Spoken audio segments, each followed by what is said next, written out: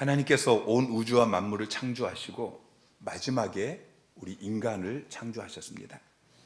그리고 그들에게 복을 주시면서 마태복음 1장 28절 보니까 이렇게 말씀하시죠. 생육하고 번성하여 땅에 충만하라. 땅을 정복하라. 바다의 물고기와 하늘의 새와 땅에 움직이는 모든 생물을 다스리라 하시니라. 하나님께서 우리 인간을 창조하신 목적은 궁극적으로는 하나님이 창조하신 모든 만물을 다스리게 하는 것입니다. 하나님은 온 우주 만물을 창조하신 창조주이시고 왕이십니다. 그리고 우리 인간은 하나님이 창조하신 만물을 다스리는 통치자입니다. 여러분, 이 순서를 잘 아셔야 됩니다. 하나님, 그리고 인간, 그리고 만물입니다. 여러분, 행복은 소유에 있지 않습니다. 행복은 관계에 있습니다. 위로 하나님과 올바른 관계를 갖고 아래로 만물과 올바른 관계를 가질 때, 물론 옆으로는 사람들과 올바른 관계를 가져야 되죠. 아담과 하와가 에덴 동산에서 하나님과 그 만물 사이에서 하나님을 왕으로 모시고 또 만물을 다스리는 삶을 살아갈 때는 아무 부족함이 없는 행복한 삶을 살았습니다. 그런데 그 관계가 깨어지면서 행복 끝, 불행 시작이 되어진 것입니다. 어느 날 사탄이 하와를 찾아오죠. 하와를 유혹합니다. 하나님이 먹지 말라고 말씀하신 선악과를 먹어라. 그러면 너가 하나님과 같이 될 것이다. 이 말은 너가 하나님의 통치를 받는 그 아랫자리에 있지 말고 하나님 자리로 너가 올라가라, 그런 말인 것입니다. 여러분, 죄가 무엇입니까? 죄는 자기가 있어야 될 자리에 있지 않은 것입니다. 자기 위치를 지켜야 됩니다. 하나님, 나, 만물. 그런데 하나님을 자기 아래 놓았습니다. 이렇게 죄를 범함으로 자리 바꿈이 일어났습니다.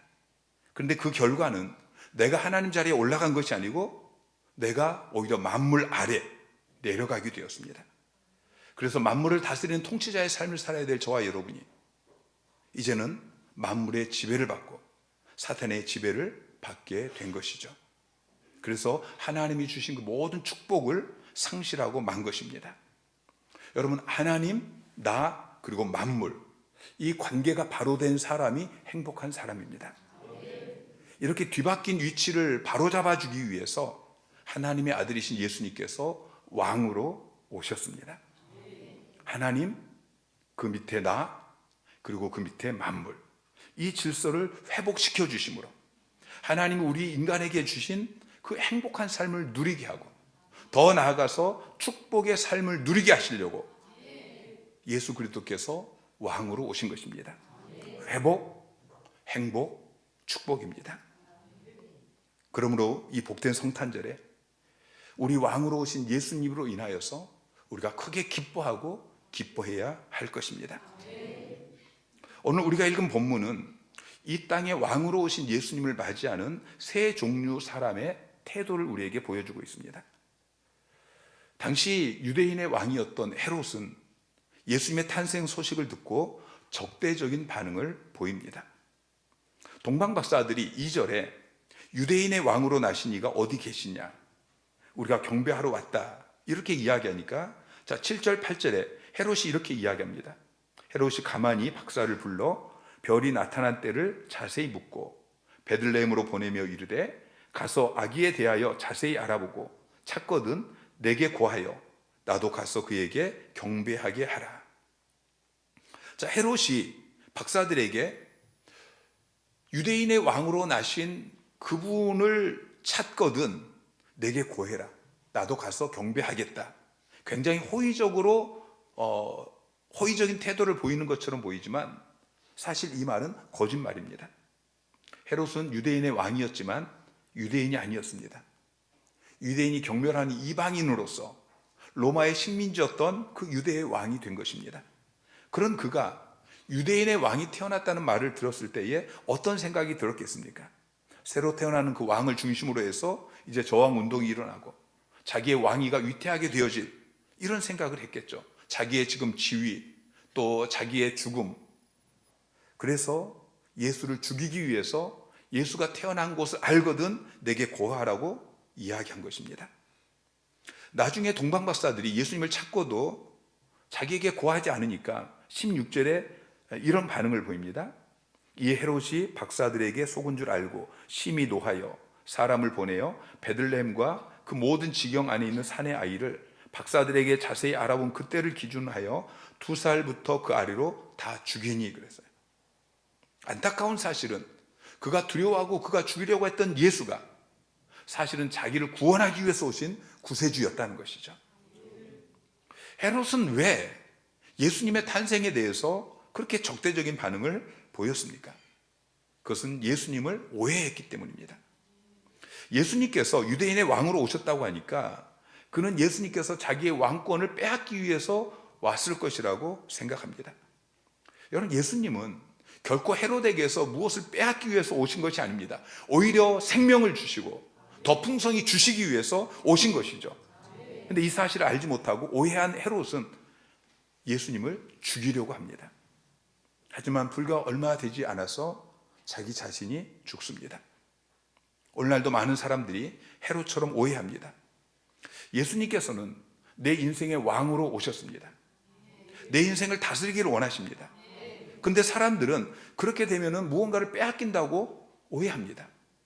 내 인생이 불행하게 되어질 것이라고 그렇게 생각합니다. 그래서 내 인생의 왕은 나야.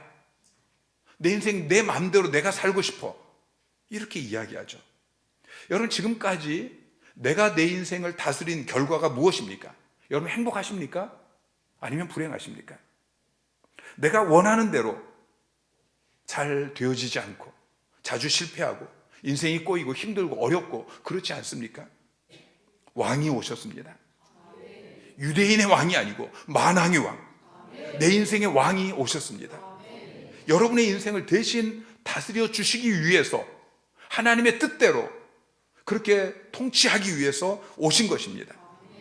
하나님, 나, 그리고 만물, 이 순서를, 이 관계를 회복시켜 주시기 위해서, 그래서 행복한 삶을 누리라고, 축복된 삶을 누리라고 그렇게 오신 것입니다.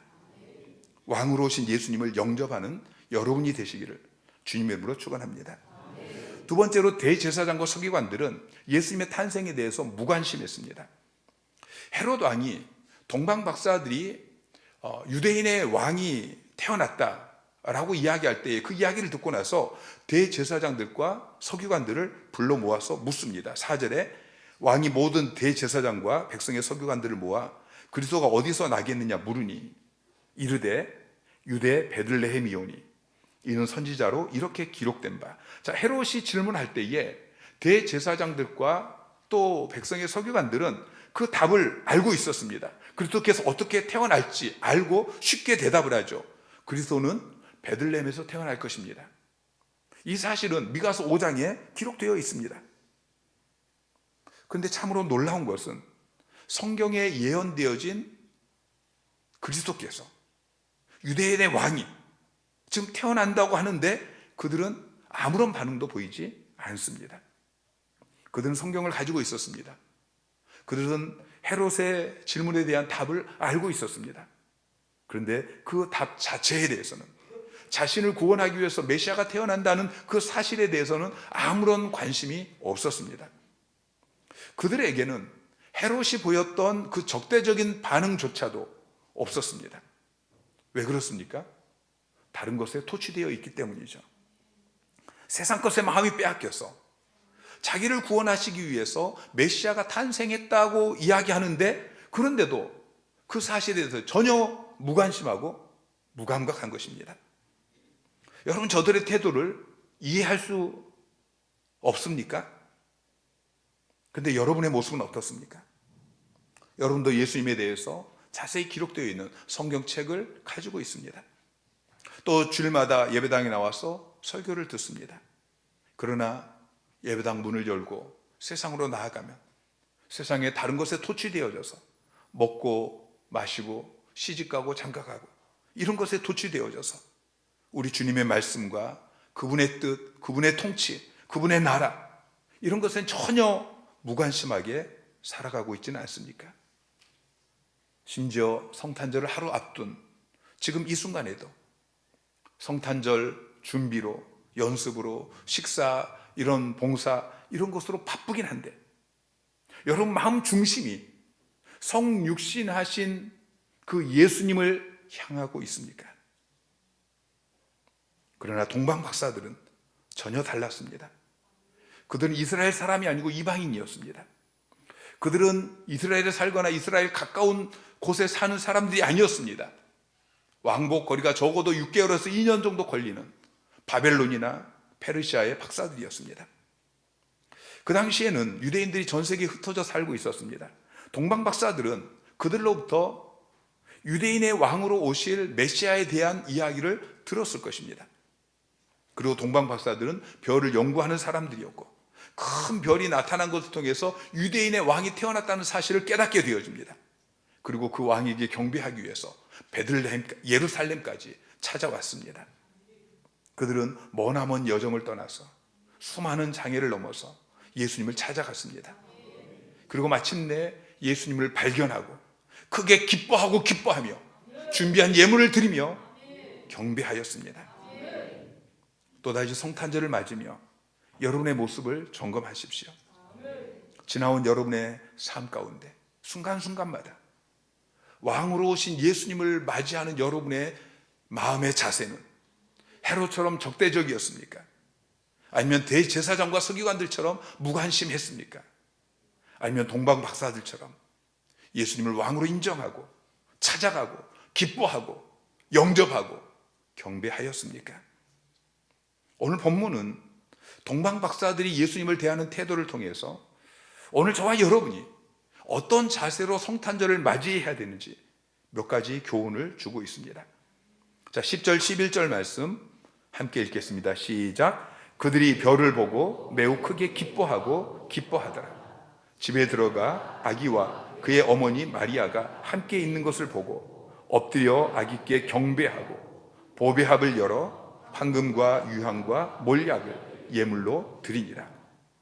자, 세 가지 태도를 우리가 볼 수 있는데요. 첫째, 크게 기뻐했습니다. 자, 따라해 보십시오. 크게 기뻐하자.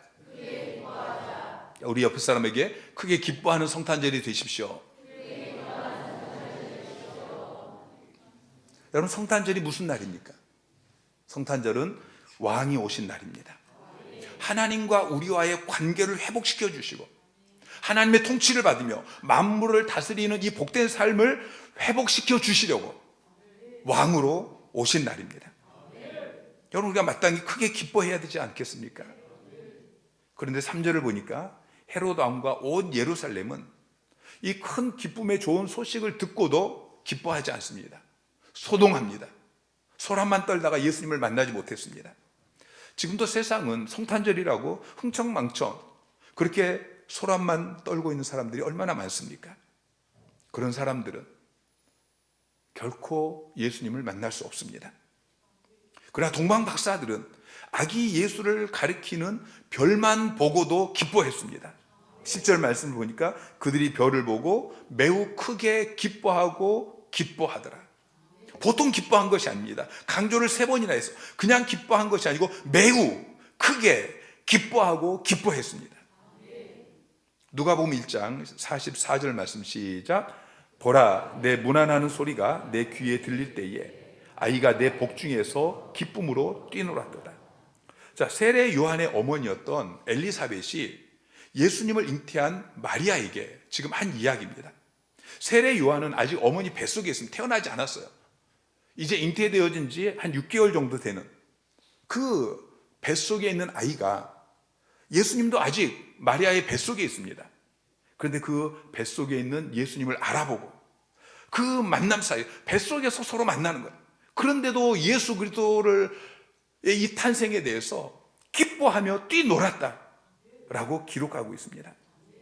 여러분, 연례 행사처럼 그렇게 성탄절을 맞이하지 마십시오. 예수님께서 왕으로 오신 것을 기억하고 다시 한번 크게 기뻐하고 기뻐하는 복된 성탄절이 되시기를 주님의 이름으로 축원합니다. 두 번째는 엎드려 경배하십시오. 자, 11절 말씀 시작. 집에 들어가 아기와 그의 어머니 마리아가 함께 있는 것을 보고 엎드려 아기께 경배하고 보배합을 열어 황금과 유향과 몰약을 예물로 드리니라. 아기를 보고 엎드려서 경배합니다. 세계적으로 유명한 문인들의 모임에서 한 사람이 이런 질문을 던졌습니다. 여기 세계적인 문인이 다 모였는데 만약 이 자리에 신라권을 지은 밀턴이 들어온다면 우리는 그분을 어떻게 맞이해야 될까요? 사람들이 대답합니다. 그 위대한 문인이 들어온다면 우리가 일어나서 박수치며 맞이해야 됩니다. 그렇다면 여러분, 만일 위대한 셰익스피어가 문을 열고 들어온다면 우리가 어떻게 그분을 맞이해야 될까요? 사람들은 이구동성으로 이야기합니다. 그에게 영광을 돌릴 것이고 그에게 찬사를 돌릴 것입니다. 세 번째로 질문합니다.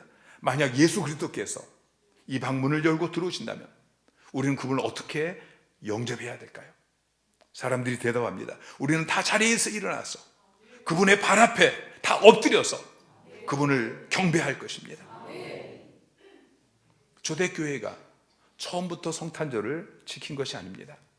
주 325년 니케아 공의회 이후부터 성탄절이 교회의 절기가 되었습니다. 그리고 그때도 그냥 떠들고 놀고 맛있는 음식 먹고 선물 나눠주고 축하하고 그렇게 재미있게 시간을 보내고자 하는 그런 목적으로 성탄절이 시작된 것이 아닙니다. 크리스마스라고 하는데요, 크리스마스는 크라이스트라는 단어와 마스라는 단어가 합성되어진 단어입니다. 크라이스트는 그리스도입니다. 마스는 미사입니다. 예배입니다. 그리스도께 예배하는 것, 이게 크리스마스입니다. 예수님의 오심을 다시 한번 기억하면서 그분께 예배드리기 위해서 성탄절이 시작되어진 것입니다. 그래서 본문의 동방 박사들도 예수님을 만나고서 엎드려 예수님께 경배했습니다. 누가복음 2장에 보면 천사들 그리고 목동들도 하나님께 예배를 드립니다. 누가복음 2장에 보면은 의롭고 경건한 시몬이라는 사람이 있었습니다. 그는 주의 그리스도를 보기 전에는 죽지 않을 것이다 라는 이 메시지를 받았고 이스라엘의 위로를 기다리던 사람이었습니다. 또 늙은 여선지 안나가 성전을 떠나지 않고 주야에 금식하고 기도하고 있었습니다. 그들이 성전에서 아기 예수님을 만났을 때 그들은 하나님을 찬송했고 하나님께 감사를 올려드렸습니다. 첫 번째 크리스마스의 기사는 온통 예배입니다. 가장 아름다운 성탄절의 모습은 온 가족이 손을 잡고 예배당에 모여서 함께 감사 예배를 드리는 모습일 것입니다. 이번 성탄절에는 온 가족이 함께 모여서 하나님 앞에 성탄 감사 예배를 드리시기 바랍니다. 예수를 믿지 않는 가족들도 오늘 저녁에 성탄 전야제, 오늘 저녁에는 메시지는 짧게 할 것입니다. 함께 준비한 그 모든 순서를 통해서 함께 기뻐하고 하나님께 영광 올려드리는, 그리고 내일 성탄 감사 예배 때도 같이 나와서 함께 예배하는 복된 가정 되시기를 주님의 이름으로 축원합니다. 마지막으로 예물을 드렸습니다. 동방 박사들은 황금과 유향과 몰약을 예물로 드리면서 예수님께 경배했습니다. 황금은 예수님이 왕이라는 의미를 가지고 있습니다. 유향은 예수 그리스도의 대제사장직을 상징합니다. 몰약은 대신 죽으실 구세주라는, 사람이 죽으면 그 시체에 넣는 향료가 몰약입니다. 동방 박사들은 예수님의 탄생의 의미를 정확히 알고 있었습니다. 그리고 그에 맞는 예물을 준비해서 드렸던 것이죠. 내일은 성탄절입니다. 예수님께서 이 땅에 오신 것을 기뻐하고 감사하며 예배하는 날입니다. 여러분은 어떤 예물을 준비하셨습니까? 신명기 16장 16절부터 보면은 너희 가운데 모든 남자는 1년에 3번 곧 무교절과 칠칠절과 초막절에 내 하나님 여호와께서 택하신 곳에서 여호와를 배웁되 빈손으로 여호와를 배웁지 말고 각 사람이 내 하나님 여호와께서 주신 복을 따라 그 힘대로 드릴지니라. 구약 시대에는 1년에 3번 유월절, 오순절, 초막절 이렇게 하나님 앞에 드리는 절기가 있었습니다. 신약 시대에는 부활절, 추수감사절, 성탄절 이렇게 세 가지 절기를 우리가 드리죠. 절기 때마다 하나님께 예배하러 나아갈 때 빈손으로 나가지 말고 주신 복을 따라서 그 힘대로 예물을 드리라고 명령하고 계십니다. 그분이 나의 삶을 다스릴 왕으로 오셨습니다. 그분이 하나님과 나의 관계를 화목하게 하실 대제사장으로 오셨습니다. 그분이 내 대신 죽으시고 내 대신 고난당하기 위해서 구세주로 오셨습니다. 그분께 황금과 유황과 몰약을 예물로 올려드렸던 이 동방 박사들처럼 최상의 성탄 감사 예물을 준비하여 올려드리는 성탄 감사 예배가 되기를 주님의 이름으로 축원합니다. 무엇보다도 예수님을 왕으로 영접하십시오. 성탄절은 예수님의 오심을 축하하는 날이 아닙니다. 성탄절은 축하하는 날이 아니고 기뻐하는 날이고 감사하는 날이고 왕으로 영접하는 날입니다. 요한복음 1장 11절 12절 말씀 시작. 자기 땅에 오매 자기 백성이 영접하지 아니하였으나 영접하는 자 곧 그 이름을 믿는 자들에게는 하나님의 자녀가 되는 권세를 주셨으니. 자, 요한은 예수님께서 자기 땅의 왕으로 오셨는데 자기 백성이 그 왕을 영접하지 않았다라고 말하고 있습니다. 자기를 다스리는 왕으로 영접하지 않았습니다. 오늘날 대부분의 그리스도인들이 예수님을 구세주로는 영접을 합니다. 내 죄를 대신 담당하시고 나를 위해서 죽으시고 부활하신 구세주. 그런데 나를 다스리시는 왕으로, 나의 주인으로는 영접하지 않습니다. 지금 여러분의 인생의 왕자에는 누가 앉아 계십니까? 여러분의 인생의 왕자에, 여러분을 다스리는, 여러분의 삶을 다스리는 그 인생의 왕자에 내가 앉아 있습니까? 아니면 예수님께서 앉아 계십니까? 독일의 프레데릭 대왕이 마차를 타고 길을 가고 있었습니다. 그런데 길 가운데 어떤 사람이 길을 막고 서 있었습니다. 왕이 묻습니다. 너는 누구냐? 나는 왕이다. 너가 왕이라면 어느 나라를 다스리냐? 그가 대답합니다. 나는 나 자신을 다스린다. 오늘날에도 이런 사람들이 있습니다. 내가 왕이다. 내가 나 삶의 주인이다. 내가 나의 삶을 다스린다. 이런 사람들은 자신감이 있고 당당하고 멋있게 보이지만 실제로 그들의 삶을 들여다보면 엉망진창입니다. 그 삶 가운데 크고 작은 문제들이, 해결하지 못하는 문제들이 자꾸 일어납니다. 삶이 자꾸 꼬입니다. 예수님을 왕으로 영접하십시오. 영접한다는 말은 귀한 분을 모셔드리는 것입니다. 예수님을 왕으로 영접한다는 이야기는 예수님을 나의 마음에, 나의 삶 가운데 왕으로, 주인으로 그렇게 모셔드리는 것입니다. 그분께 내 삶을 맡겨드리고 그분의 다스림을, 그분의 통치를 받는 것입니다.